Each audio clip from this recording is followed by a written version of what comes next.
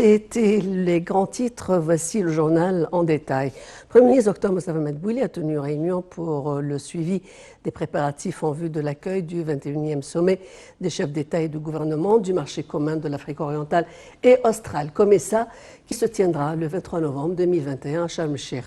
Dr Madbouli a évoqué les directives du président Fattah al-Sisi pour soutenir et développer l'intégration régionale et pour renforcer les relations commerciales entre l'Égypte et les États membres du COMESA.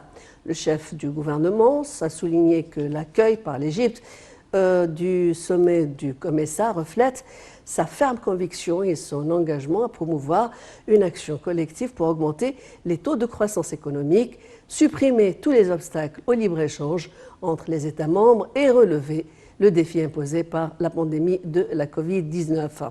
Au cours de la réunion, les ministres concernés ont passé en revue les dispositions en cours pour le sommet du COMESA, qui aura lieu 3 ans après le dernier sommet qui s'est tenu à Lusaka, en Zambie, en juillet 2018.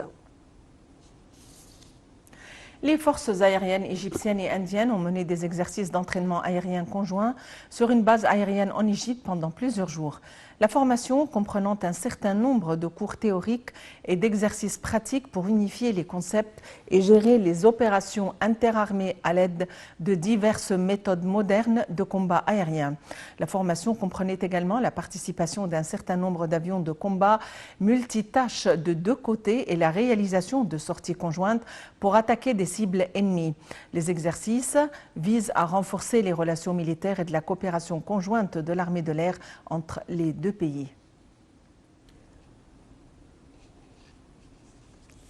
Aujourd'hui, 4 novembre, qui marque l'anniversaire de la découverte du tombeau de Toutankhamon par Howard Carter en 1922. Il y a donc 99 ans, tout juste, l'égyptologue britannique dégageait les premières marches menant accès à un tombeau dont il découvrait la porte le jour même.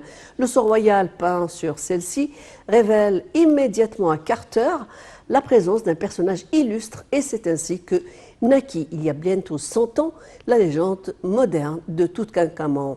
Le masque funéraire du jeune roi, pièce maîtresse du musée du Caire, fascine en effet des milliers de visiteurs chaque année. Et il est par ailleurs au cœur de l'actualité puisque les travaux de restauration du masque ont débuté il y a quelques jours.